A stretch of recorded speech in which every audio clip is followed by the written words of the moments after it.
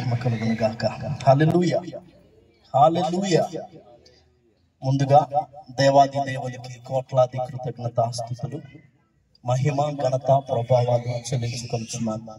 ఇక్కడ దైవజనులకు, కూడి వచ్చిన మీ అందరికీ, ఈరోజు కూడుకుని ఏర్పాటు చేసుకున్న కుటుంబ సభ్యులకి ప్రత్యేకమైన వందనాలు. ఈరోజు పరిశుద్ధాత్మ దేవుడు మనల్ని ప్రేమించి మనతో మాట్లాడాలని ఆశపడుతున్న సంగతులను లూకాసు వార్త మొదటి అధ్యాయము 17వ వచనంలో నుంచి చూద్దాం. లూకాసు వార్త మొదటి అధ్యాయము 17వ వచనంలో నుంచి కొన్ని మాటలు చూద్దాం.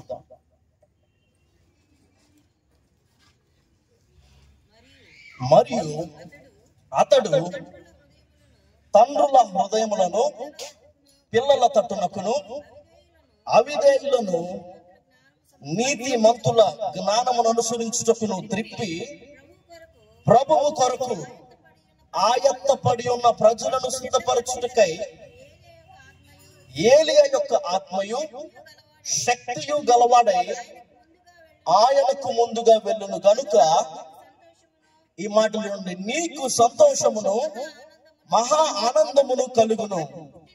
అతడు పుట్టినందున అనేకులు సంతోషించుదురు అనెను.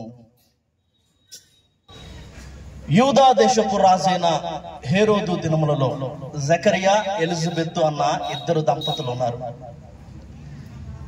వీరిద్దరూ బహుకాలము గడిచిన వృద్ధులు. అయితే ప్రభువు సకలమైన ఆజ్ఞలను న్యాయ విధులను అనుసరించి నడుచుకొనుచు ప్రభు దృష్టికి నీతిమంతులుగా ఉన్నవారు వీళ్ళు. అయితే వాళ్ళకి ఇంకా అప్పటికి బిడ్డలు పుట్టలేదు. ఈ జకరియా యాజకుడు. తన క్రమము చొప్పున యాజక మర్యాదను, యాజక ధర్మమును చేస్తూ ఆలయములో ధూపం వేస్తున్న ఆ సందర్భంలో ధూప వేదిక పక్కన ప్రభు దూత నిలబడి అతనితో మాట్లాడుతున్న మాటలు, అక్కడ జరుగుతున్న సంభాషణ అంతా ఇది. ప్రభు దూత మాట్లాడుతున్న మాట ఏంటయ్యా అంటే, జకరియా భయపడకు, నీ ప్రార్థన వినబడినది, నీ భార్య అయిన ఎలిజబెత్ నీకు ఒక కుమారుని కంటది, అతని పేరు యోహాన్ అని మీరు పెడతారు. అతడు ప్రభు దృష్టికి గొప్పవాడై ఉండి ద్రాక్షరసమైన మద్యమైన త్రాగక తల్లి గర్భమున పుట్టినది మొదలుకొని పరిశుద్ధాత్మతో నిండుకుని వాడే ఇశ్రాయేలీలలో అనేకులను దేవుని వైపుకు త్రిప్పుతాడు. అలాగే ఇంకొన్ని మాటలు కూడా అక్కడ చెప్తూ, ప్రభు కొరకు ఆయత్తపడి ఉన్న వారిని సిద్ధపరచుటకై ఏలియా యొక్క ఆత్మయు శక్తియు గలవాడే ప్రభువునకు ముందుగా అతను నడుస్తాడు. కాబట్టి అతన్ని బట్టి నీకు సంతోషము, నీకు మహానందము కలిగింది. ఆ ఆఖరి మాటలో మనకు కనిపించే సంగతి ఏంటంటే గనక, అతడు పుట్టినందున అనేకులు సంతోషిస్తారు. అతని పుట్టిన రోజున అనేకులు సంతోషిస్తారన్న మాట అక్కడ లేదు. పుట్టిన రోజున అనేకులు సంతోషిస్తారు. ఎందుకయ్యా అంటే ఫంక్షన్లు జరుగుతాయి, పార్టీలు జరుగుతాయి, భోజనాలు ఉంటాయి, కేకులు కోసుకుంటారు, రకరకాల హడావిడులు జరుగుతూ ఉంటాయి. కాబట్టి ప్రతి వాణ్ణి పుట్టిన రోజు అనేకులకు సంతోషకరంగానే ఉంటుంది. కానీ ప్రతి ఒక్కడు పుట్టినందుకు అనేకులు సంతోషంగా ఉండరు. నా మాట అర్థమవుతుందా? నీ పుట్టినరోజు చాలా మందికి సంతోషాన్ని తెచ్చేది గానీ ఉండొచ్చు. ఎందుకంటే నువ్వు వారిని ఆహ్వానించి విందు ఏర్పాటు చేసి ఉండొచ్చు, నువ్వు వారిని ఆహ్వానించి రకరకాల పార్టీలు, బహుమతులు వారికి ఇస్తూ ఉండొచ్చు. రకరకాల సెలబ్రేషన్స్ నీ పుట్టినరోజున జరుగుతూ ఉండడాన్ని బట్టి అనేకులు సంతోషంగా ఉండి ఉండవచ్చేమో గాని ఇక్కడ రాయబడిన మాట ఏంటంటే గనక, అతడు పుట్టినందున అనేకులు సంతోషిస్తారు. ఈరోజు మన వాక్యాంశం, ఈరోజు మన వాక్యం యొక్క టైటిల్ ఏంటంటే గనక, అనేకులు సంతోషించాలి. ఈరోజు మన టైటిల్ ఏంటండి? అనేకులు సంతోషించాలి. అనేకులు దేనికి సంతోషించాలంటే, నువ్వు పుట్టినందుకు సంతోషించాలి. నువ్వు పుట్టినందుకు అనేకులు సంతోషించాలి అన్న ఈ మాటను మనం బాగా అర్థం చేసుకోవడం కోసం లేఖనాల్లో ప్రభువు చెప్పిన ఒక ఉపమానాన్ని మనం ముందుగా గుర్తు చేసుకుందాం. ద్రాక్ష తోట యజమాని తన తోటలో అంజూరపు చెట్టు ఒక దాన్ని నాటాడంట. కొన్ని సంవత్సరాలకు దాని ఫలములను వెదక వచ్చినప్పుడు ఆయన చెట్టును చూడగా ఆయన అనుకున్న ఫలాలేమి దానికి లేవంట. సరే ప్రయాస అంతా వ్యర్థమే, ఎంత సమయం దీని విషయమే ఖర్చు చేసింది వ్యర్థమే కాబట్టి దీన్ని నరికేద్దాం అని అనుకున్నాడంట. అయితే తోటమాలి ఆయన దగ్గరకు వచ్చి, అయ్యా ఇంకొంత సమయాన్ని దీనికి ఇద్దాం, ఇంకాస్త శ్రద్ధను నేను దీని మీద పెడతాను, పాదులు తీసి దీని విషయమే నేను జాగ్రత్త తీసుకొని ఎరువులు వేసి చూస్తాను, అప్పటికి కూడా అది ఫలించకపోతే నువ్వు చెప్పినట్టుగానే దాన్ని నరికేద్దామని తోటమాలి అన్నాడంట. ఈ ఉపమానంలో నుంచి, ఈ పారబుల్లో నుంచి మనం నేర్చుకోవాల్సిన ఒక సంగతి ఏంటయ్యా, ఒక పాఠము ఏంటయ్యా అంటే గనక, ద్రాక్ష తోటలో అంజురపు చెట్టును ఆ తోట యజమాని నాటించడానికి ఆయనకు ఒక ఉద్దేశం ఉంది. చుట్టూ అన్ని ద్రాక్ష చెట్లు అయితే ఆ మధ్యలో అంజురపు చెట్టు ఎందుకయ్యా అంటే గనక, ఆకాశ పక్షులు వచ్చి ఆ తోటను, ఆ పంటను పాడు చేయకుండా ఈ అంజురపు చెట్లు చక్కటి ఫలాలు ఫలిస్తే ఇది బహు విత్తనాలు కలిగిన పండు కాబట్టి ఆకాశ పక్షులు వచ్చి ఆ చెట్టు మీద వాలి ఆ పండు తిని తృప్తి పొంది ఎగిరిపోతాయి, ద్రాక్ష తోటను పాడు చేయకుండా ఉంటాయి. నా మాట అర్థమవుతుందా? తోట యజమాని ద్రాక్ష తోటలో అంజురపు చెట్టుని ఎందుకు నాటాడంటే ఆయనకు ఒక ఉద్దేశం ఉంది. అయితే ఈ చెట్టు ఏం చేయాలి అంటే గనక, యజమాని నాటిన ఉద్దేశాన్ని ఎరిగి దానికి తగినట్టుగా ఫలించాలి. ఈ లోకంలో దేవాది దేవుడు నిన్ను నాటినందుకు కూడా ఆయనకు ఒక ఉద్దేశం ఉంది. నువ్వేం చేయాలి అంటే గనక, నువ్వు కూడా ఉద్దేశాన్ని ఎరిగి దానికి తగినట్టుగా నువ్వు ఉండడాన్ని బట్టి, దానికి తగినట్టుగా నువ్వు జీవించడాన్ని బట్టి నువ్వు అనేకులకు సంతోషకరమైన దానివిగా, అనేకులను సంతోషింపజేసేవాడివిగా ఉంటావు. నా మాట అర్థమవుతుందా? అనేకులు సంతోషించాలి అన్న ఈ వర్తమానంలో నీ జీవితాన్ని బట్టి, నువ్వు పుట్టడాన్ని బట్టి ఎవరెవరు సంతోషించాలి? ఈ అనేకులలో ఎవరున్నారా అంటే, మొదట తోట యజమాని ఉన్నాడు. తోట యజమాని దేవాది దేవుడు. రెండు, తోటమాలి ఉన్నాడు. తోట యజమాని ఉద్దేశాలు నెరవేరునట్లుగా పని చేయడమే ఈ తోటమాలి ఉద్యోగం. ఈ తోటమాలి దైవజనుడు, కొన్ని సందర్భాల్లో తల్లిదండ్రులు. మరి ఈ అంజరపు పండ్లు తిని తృప్తి పొందేవారు, లేదా ఈ అంజరపు పండ్ల వలన మేలు అనుభవించే ద్రాక్ష చెట్లు ప్రజలు. అనేకులు సంతోషించాలి అనే వర్తమానంలో నువ్వు పుట్టినందుకు, నువ్వు ఉన్నందుకు, నీలాంటి వారొకరు ఈ లోకానికి దేవుడు పంపినందుకు అనేకులు సంతోషించాలి. ఈ అనేకులలో ఎవరెవరున్నారయ్యా అంటే, మొదట దేవుడు సంతోషించాలి, రెండవది దైవజనుడు తల్లిదండ్రులు సంతోషించాలి, మూడవది ప్రజలు సంతోషించాలి. ఈ మాటలు ఈ రోజు ఈ రాత్రి ఎందుకు వింటున్నామయ్య అంటే గనక, ఈ రోజు పుట్టినరోజు జరుపుకుంటున్నారు రిత్విక్ నందన్. ఎలాంటి ఒక జీవితాన్ని జీవించాలి అన్న ప్రార్థన ఎలాగ చేయాలి, లేదా ఆ బిడ్డ విషయమై తల్లిదండ్రులు ఎలాంటి ఒక ఆలోచన, ఆశ కలిగి ఉండాలి, దేనికోసం వాళ్ళు ప్రార్థన చేయాలి అన్న ఒక విషయాన్ని వారికి నేర్పించడం కోసం, అలాగే మనకి ఒక చక్కటి పాఠాన్ని నేర్పించి మనం ఏ రీతిగా బ్రతకాలి అన్న సంగతిని మనం తెలుసుకోవడం కోసం ఈ రాత్రి పరిశుద్ధాత్మ దేవుడి సంగతులను మనకు తెలియజేస్తున్నారు. అయితే మొదటిదిగా అనేకులు సంతోషించాలి అన్న ఈ వర్తమానములో మొదటిదిగా తోట యజమాని, ఆ తోటలో ఆ చెట్టును నాటిన యజమాని, ఈ తోటలో, ఈ లోకములో నిన్ను నాటిన నీ యజమాని దేవుడు నిన్ను బట్టి ఎప్పుడు సంతోషిస్తాడు? దేవుణ్ణి సంతోషపెట్టడం ఎలా అన్న ఈ ప్రశ్నకు కొన్ని సమాధానాలు చూసి తరువాత పాయింట్ లోకి మళ్ళీ వెళ్దాం. దేవుణ్ణి సంతోషపెట్టడం ఎలా అన్న ఈ ప్రశ్నకు సమాధానంగా మొదటి సమూయేలు గ్రంథం 15వ అధ్యాయము, మొదటి సమూయేలు గ్రంథం 15వ అధ్యాయము 22వ వచనాన్ని చదివి సహాయం చేయండి.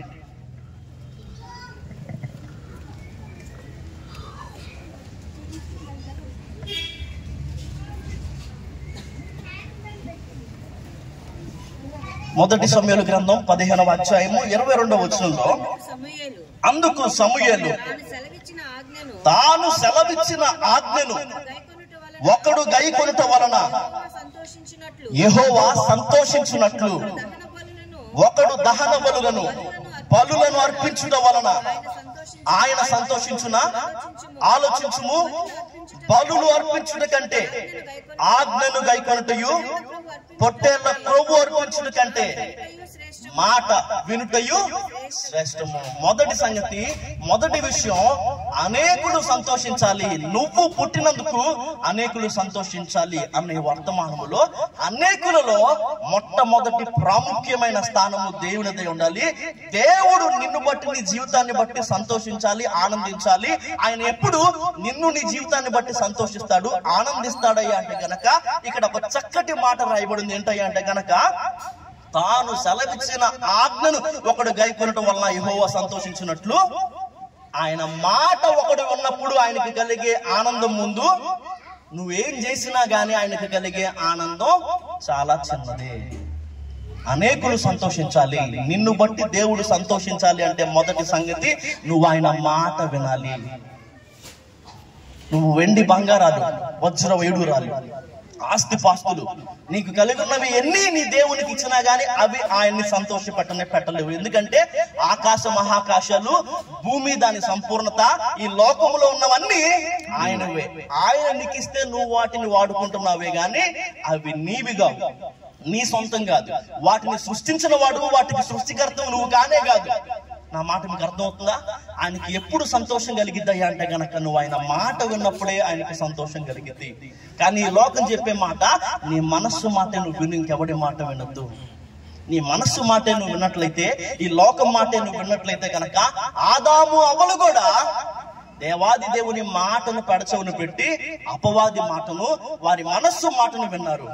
ఈ పండు మీరు తినదని వారిని ప్రేమించి ప్రతిరోజు చల్లపూట వలన వారిని కలుసుకోవడానికి వస్తున్న ఆ దేవాది దేవుని మాటను పెడచెవిని పెట్టి ఆ సర్పం మాటను వారు విన్నారు. ఆ మాటను విని వారి మనస్సు దానికి సమ్మతించినందున ఇది మనం చేయాలనుకుని ఆ పని చేసినందుకే వారు నష్టపోయారు. నా మాట మీకు అర్థమవుతుందా? అందుకే వాళ్ళు ఎంతో నష్టపోయారు. నిన్ను బట్టి నీ దేవుడు సంతోషించాలంటే ఈ రాత్రి నువ్వు చేయాల్సిన ఒక మొట్టమొదటి పని, నువ్వు ఆయన మాట వినాలి. నువ్వు ఆయనకి ఏమి ఇచ్చినా, నువ్వు ఆయన కోసం ఏం చేసినా ఆయనకు కలిగే సంతోషం నువ్వు ఆయన మాట విన్నప్పుడు ఆయనకి కలిగే సంతోషం కంటే చిన్నదే. మొదటి సంగతి, అనేకులు సంతోషించాలి. నిన్ను బట్టి నీ దేవుడు సంతోషించాలి అంటే నువ్వు ఆయన మాటను వినాలి. రెండవ సంగతిని కూడా చూద్దాం. కీర్తన గ్రంథము 147వ కీర్తన, కీర్తనల గ్రంథము 147వ కీర్తన 10-11 వచనాలు చదివి సహాయం చేయండి.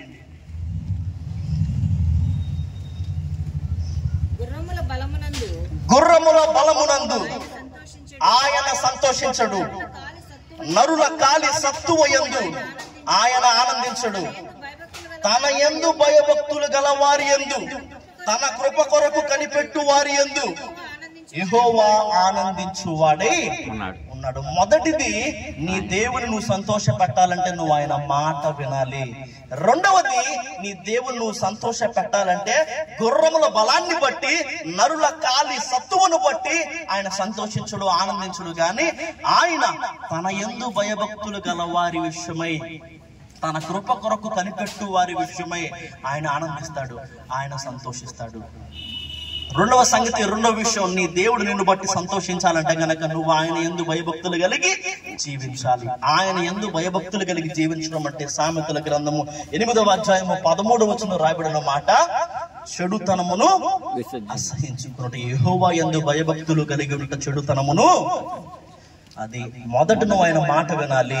రెండవది, చెడుతనమును, పాపమును అసహించుకునే వాడిగా, అసహించుకునే దానిగా నువ్వు ఉన్నప్పుడు, ఆయన యందలి భయభక్తులు నీకు ఉన్నప్పుడు, ఆయన కృప కొరకై నిరీక్షించే, ఎదురు చూసే ఒక అనుభవం నీకు ఉన్నప్పుడు నిన్ను బట్టి నీ దేవుడు సంతోషిస్తాడు. సమయాన్ని బట్టి క్లుప్తంగా త్వరగా నా మాటలు చెప్పే ప్రయత్నం చేస్తున్నాను. అనేకులు సంతోషించాలి.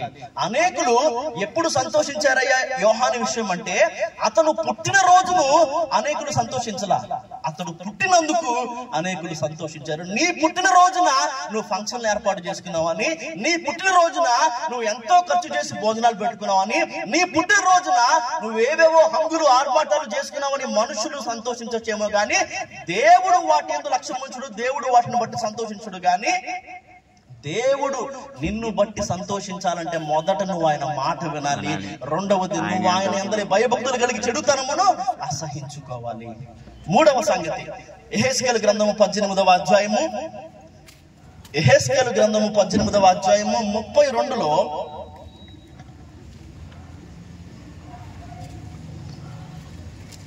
దేవుణ్ణి సంతోషపెట్టడం ఎలా అన్న మన ప్రశ్నకు సమాధానాన్ని వెతికే క్రమంలో యెహెజ్కేలు గ్రంథం 18వ అధ్యాయం 32వ వచనంలో ఉన్న సంగతులు చూద్దాం. మరణము నొందువాడు మరణము నొందుటను బట్టి నేను సంతోషించువాడను కావున మీరు మనస్సు త్రిప్పుకొనుడి, అప్పుడు మీరు బ్రతుకుదురు. ఇదే ప్రభువు యెహోవా వాక్కు. ఎప్పుడయ్యా దేవునికి సంతోషం కలిగిద్దంటే గనక మరణము నొందుటను బట్టి ఆయన సంతోషించేవాడు కాదు గాని మనస్సు త్రిప్పుకొని మీరు బ్రతికితే ఆయన సంతోషిస్తాడు. ఇదే మాట మనం అర్థం చేసుకోవడం కోసం లూకాసు వార్త 15:6-7 నేను చదువుతున్నా చూడండి. సమయాన్ని బట్టి లూకాసు వార్త 15:6-7 మీరు నాతో కూడా సంతోషించుడి, తప్పిపోయిన నా గొర్రె దొరికినదని వారితో చెప్పును కదా. అటువలనే మారు మనస్సు అక్కర్లేని 99 నీతిమంతుల విషయమై కలుగు సంతోషము కంటే మారు మనస్సు పొందు ఒక్క పాపి విషయమై పరలోకమందు ఎక్కువ సంతోషము కలుగును. ఎప్పుడయ్యా దేవునికి సంతోషం కలిగిద్దంటే నువ్వు పాపంలోనే ఉండి నువ్వు నశించిపోతే, నువ్వు నరకానికి వెళ్తే దేవునికి అసలు సంతోషమే కాదు. నువ్వు మనస్సు మార్చుకొని నువ్వు బ్రతికితే, తప్పిపోయిన నువ్వు తప్పు తెలుసుకొని బుద్ధి తెచ్చుకొని మళ్ళీ తిరిగి తండ్రి దగ్గరకు రాగలిగితే అది ఆయనకి సంతోషాన్ని కలిగిస్తుంది. నా మాట మీకు అర్థమవుతుందా? చిన్న కుమారుడు ఆస్తి అంతా తీసుకొని తండ్రికి దూరంగా వెళ్ళిపోయాడంట. దుర్వ్యాపారం చేసి ఆస్తిని అంతటిని పోగొట్టుకున్నాడంట. మిక్కిలి హీన దశలోకి చేరి పంది పొట్టి కూడా తినడానికి అవకాశం లేని ఆ స్థాయిలో అతనికి బుద్ధి వచ్చిందంట. నా తండ్రి ఇంట అనేకులకు సమృద్ధిగా ఆహారం ఉంది, నేనైతే ఇక్కడ కనీసం పంది పొట్టు కూడా తినలేకపోతున్నానని బుద్ధి వచ్చిన తరువాత అతడు తప్పు తెలుసుకొని తండ్రి ఇంటికి బయలుదేరాడంట.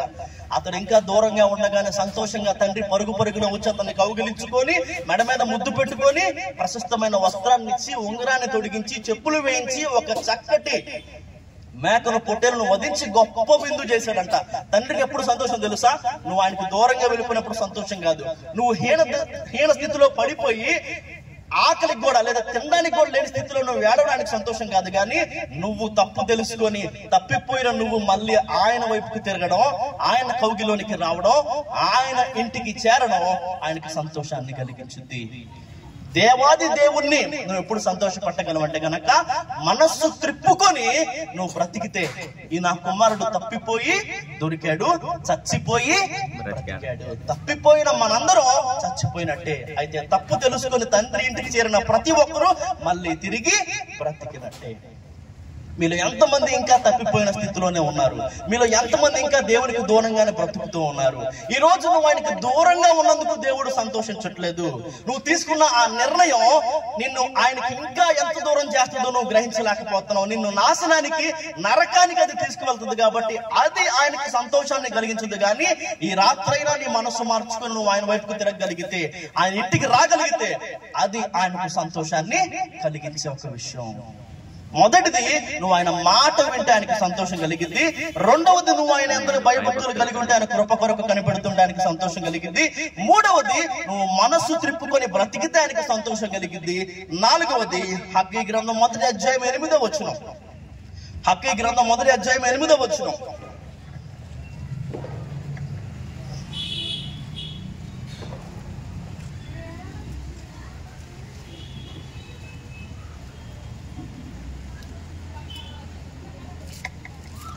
హగ్గీ గ్రంథం 1వ అధ్యాయం 8వ వచనం.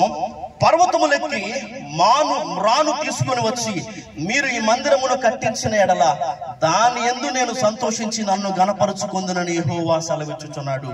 పర్వతములు ఎక్కి రాను తీసుకొని వచ్చి మీరు ఈ మందిరమును కట్టించిన ఎడల దాని యందు నేను సంతోషించి నన్ను గణపరుచుకుందునని యెహోవా సెలవిచ్చుచున్నాడు. నాలుగో సంగతి, నాలుగో విషయం, అనేకులు సంతోషించాలని వర్తమానంలో దేవుడు నిన్ను బట్టి, నీ బ్రతుకును బట్టి సంతోషించాలి అంటే నువ్వు చేయాల్సిన పని ఏంటో తెలుసా? దావీదు, సొలొమోనులా, నెహెమ్యాలా, యెహోషువ, జెరుబ్బాబెలులా దేవుని మందిరం కట్టబడుతున్నప్పుడు నీ వంతు పని నువ్వు చేయి. నీ వంతు ప్రయాసం పడు, అది దేవునికి ఎంతో సంతోషాన్ని కలిగిస్తుంది. నా మాట మీకు అర్థమవుతుందా?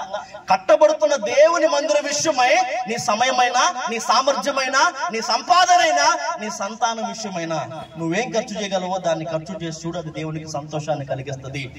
దానికంటే ఎక్కువ సంతోషం ఎప్పుడు దేవునికి కలిగిద్దాయి అంటే కనుక 1 కొరింథీ 3:16లో మీరు దేవుని ఆలయమై ఉన్నారన్న మాట రాయబడి ఉంది.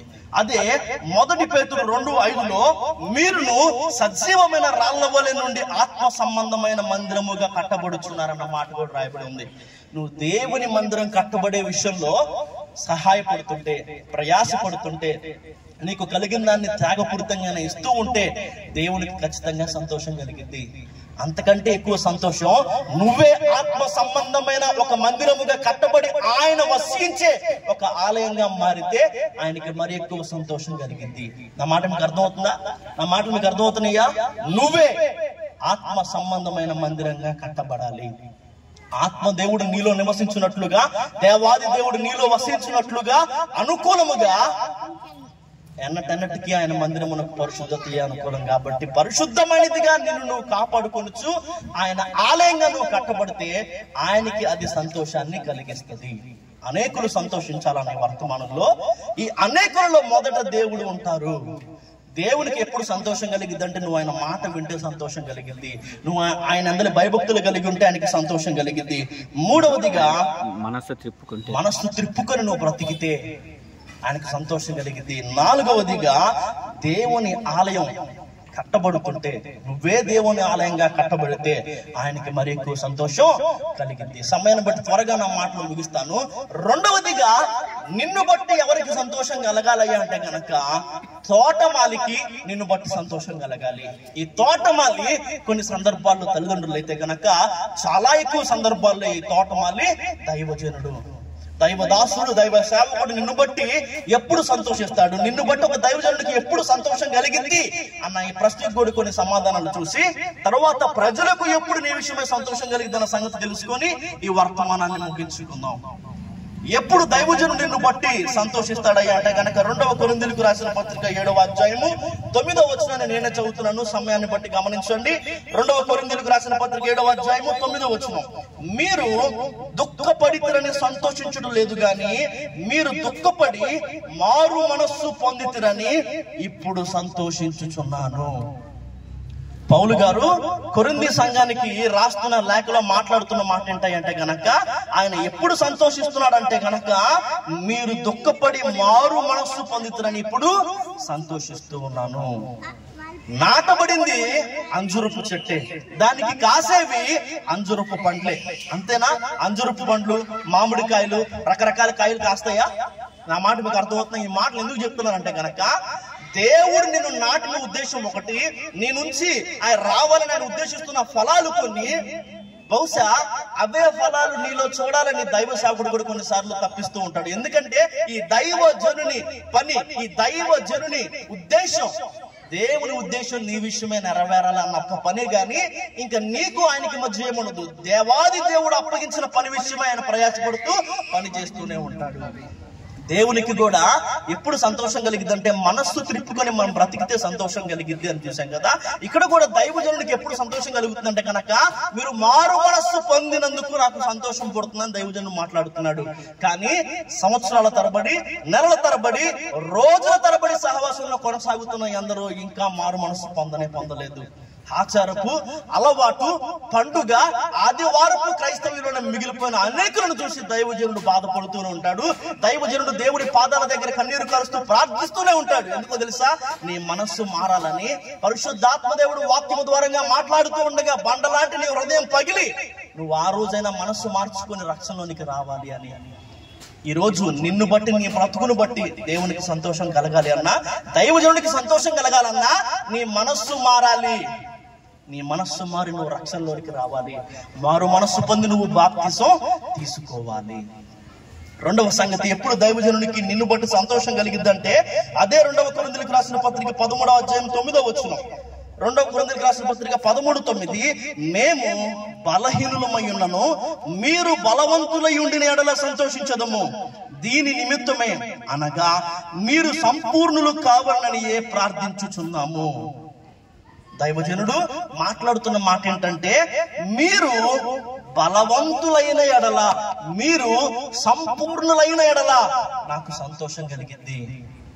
దైవజనునికి ఎప్పుడు నిన్ను బట్టి సంతోషం కలిగిద్దాయి అంటే గనక, ఎప్పుడో సంవత్సరాల తరబడి బాప్తిజం తీసుకొని ఎక్కడ ప్రారంభించావో నువ్వు అక్కడే ఉండడాన్ని బట్టి, వయస్సుకు రాని దానిదే నువ్వు ఉండడాన్ని బట్టి దైవజనునికి బాధే గాని, నిన్ను బట్టి ఎప్పుడు దైవజనునికి సంతోషం కలిగిద్దాయి అంటే గనక, రోజు రోజుకి నువ్వు మరలోతుగా రావాలి.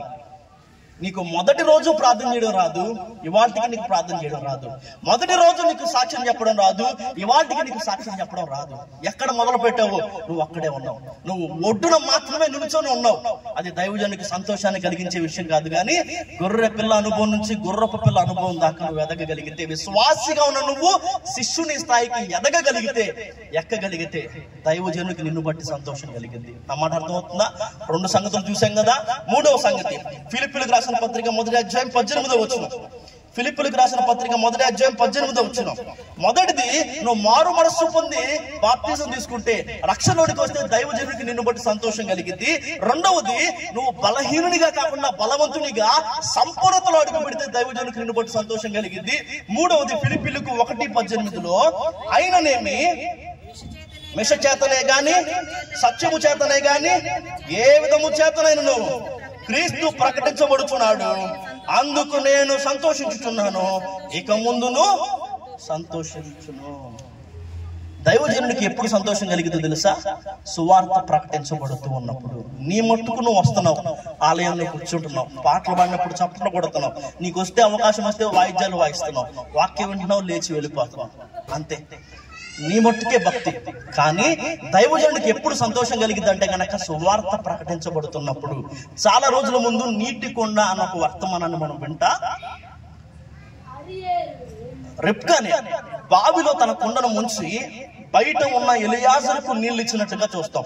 ఆ బావి సంఘం అయితే గనక, దేవుని మందిరం అయితే గనక, తన హృదయమే కొండ అయితే గనక, ఆ కొండలో బావిలోని నీళ్లను ముంచుకొని బయట ఉన్న వ్యక్తికి అతని దాహం తీర్చినట్లుగా కొండలోని నీళ్లను పోసింది అన్న మాటలో నుంచి పరిశుద్ధాత్మ దేవుడు కొన్ని సంగతులు ఆ రోజు మనకు నేర్పించాడు.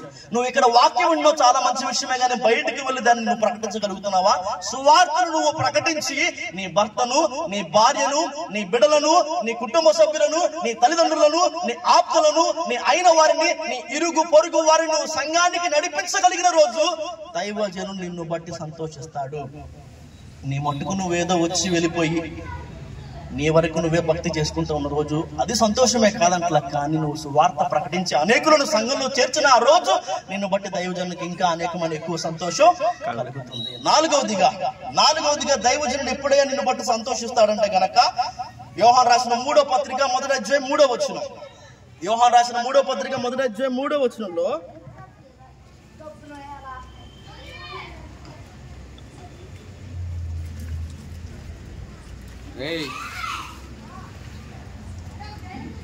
యోహాను 1వ అధ్యాయము 3వ వచనం చూద్దాం. నీవు సత్యమును అనుసరించి నడుచుకొనుచున్నావు గనుక సహోదరులు వచ్చి నీ సత్య ప్రవర్తనను గురించి సాక్ష్యము చెప్పగా విని బహు సంతోషించితిని. భక్తుడు అపోస్తులైన యోహాను గాయు గురించి మాట్లాడుతున్న మాటల్లో ఏం చెప్తున్నాడు అంటే గనక, నువ్వు సత్యమును అనుసరించి సత్ప్రవర్తన కలిగి నడుచుకుంటున్నావు అన్న సంగతి సహోదరులు వచ్చి నాకు సాక్ష్యం ఇచ్చారు. ఆ సాక్ష్యాన్ని విని నాకు చక్కటి సంతోషం, నాకు గొప్ప సంతోషం కలిగింది అన్న మాట భక్తుడు మాట్లాడుతున్నాడు. నిన్ను బట్టి దైవజనుడు సంతోషించే 4వ విషయం తెలుసా? నిన్ను గురించి ఒక గొప్ప సాక్ష్యం బయట చెప్పబడాలి. వీళ్ళ ఈ సంఘానికి వెళ్ళేది, వీళ్ళ పెద్ద ప్రార్థనా పరులు అన్న మాట నిన్ను గురించి కాకుండా, వీళ్ళలానే ఉండాలేమో భక్తి చేస్తే అన్న సాక్ష్యం, నిన్ను గురించి ఒక మంచి సాక్ష్యం చెప్పబడుతున్న రోజు ఖచ్చితంగా దైవజనుడు నీ గురించి సంతోషిస్తాడు. నా మాటలు మీకు అర్థమవుతున్నాయా? ఈ వర్తమానాన్ని ముగిస్తున్నాను చూడండి. అనేకులు సంతోషించాలి అన్న ఈ వర్తమానములో దేవుడు నిన్ను గురించి సంతోషించాలి. దేవుడు ఎప్పుడు నిన్ను గురించి సంతోషిస్తాడయ్యా అంటే కనుక, మొదటిది నువ్వు ఆయన మాటను విన్నప్పుడు దేవుడు నిన్ను గురించి, నీ బ్రతుకుల గురించి సంతోషిస్తాడు. రెండవది, నువ్వు ఆయన అందరి భయభక్తులు కలిగి చెడుతనమును అసహించుకున్న రోజున నువ్వు ఆయన కృప కొరకు కనిపెడుతున్నప్పుడు ఆయన నిన్ను బట్టి సంతోషిస్తాడు. మూడవదిగా, మనస్సు త్రిప్పుకుని నువ్వు బ్రతికినప్పుడు దేవుడు నిన్ను బట్టి సంతోషిస్తాడు. నాలుగవదిగా, నువ్వు దేవుని ఆలయం కట్టబడే విషయంలో ప్రయాసపడుతున్నప్పుడు, నువ్వే దేవుని మందిరముగా ఆ ఆత్మ సంబంధమైన మందిరముగా కట్టబడినప్పుడు దేవుడు సంతోషిస్తాడు. దైవజనుడు నీ విషయమై సంతోషించేది ఎప్పుడు? దైవజనుడికి నిన్ను బట్టి ఎప్పుడు సంతోషం కలిగింది? ఆయన ఎలా సంతోష పెట్టాలంటే గనక, మొదటిది నువ్వు మారు మనస్సు పొంది బాప్తిసం పొందితే, రక్షణ అనుభవంలోనికి వస్తే దైవజనుడిని గురించి సంతోషిస్తాడు. రెండవది, నువ్వు బలహీనునిగా కాకుండా బలవంతునిగా సంపూర్ణతలోనికి వస్తే, లోతైన అనుభవాల్లోనికి నువ్వు రాగలిగితే ఆయన నిన్ను బట్టి సంతోషిస్తాడు. మూడవదిగా, సువార్తను ప్రకటించే అనేకులను నువ్వు సంఘానికి తీసుకురాగలిగితే, నీ వారిని, నీ ఇంటి వారిని, నీ అయిన వారిని, ఇరుగు పొరుగు వారిని, ఆప్తులను అందరినో అన్యులందరినో దేవుని వైపుకి నువ్వు తిప్పగలిగితే, సంఘంలోనికి నువ్వు వారిని నడిపించగలిగితే దైవజనుడు నిన్ను బట్టి సంతోషిస్తాడు.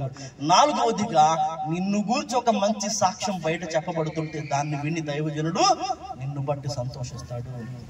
మరి ప్రజలు ఎప్పుడయ్యా నిన్ను గురించి సంతోషిస్తారంటే, నా మాటలు ముగిస్తున్నాను. సామెతల గ్రంథం 29వ అధ్యాయము 2వ వచనం. సామెతల గ్రంథం 29వ అధ్యాయము 2వ వచనం. నీతిమంతులు ప్రబలినప్పుడు ప్రజలు సంతోషించురు అన్న మాట అక్కడ ఉంది.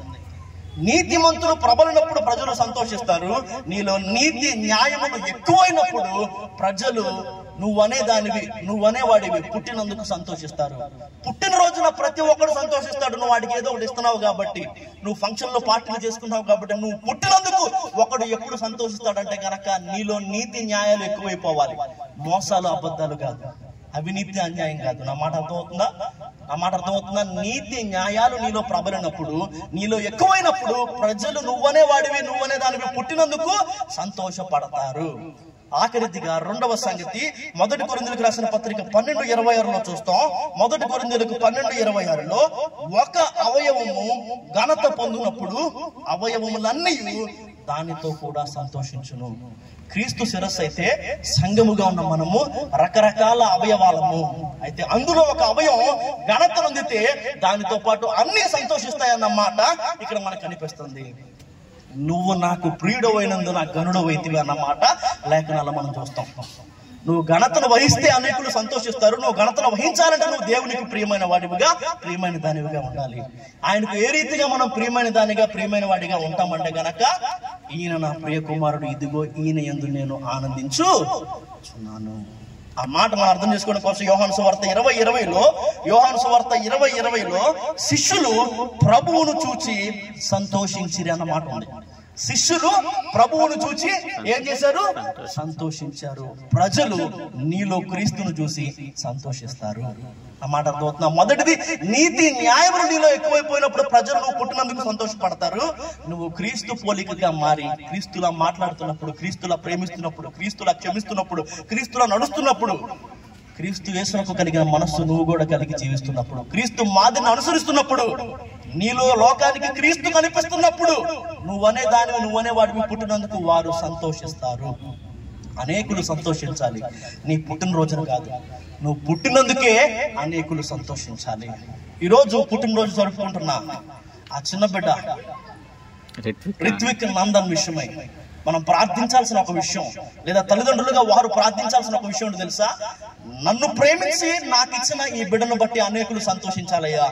నీకు సంతోషకరంగా వాడి బ్రతుకు ఉండాలి, దైవజనునికి, నీ దాసునికి సంతోషకరంగా వాడి జీవితం ఉండాలి, ప్రజలకు అనేకులకు సంతోషకరంగా వాడి జీవితము ఉండాలి అన్న ప్రార్థన వారు చేయాలి. ఈ రాత్రి పరిశుద్ధాత్మ దేవుడి మాటల ద్వారా, వర్తమానం ద్వారా ఎవరినైతే సంధించారో వారందరూ కూడా ఇక నుంచి కలిగి ఉండాల్సిన ఒకే ఒక గురి తెలుసా? నేను పుట్టినందుకు అనేకులు సంతోషించాలి అని. దేవుడి మాటలు దీవించును గాక.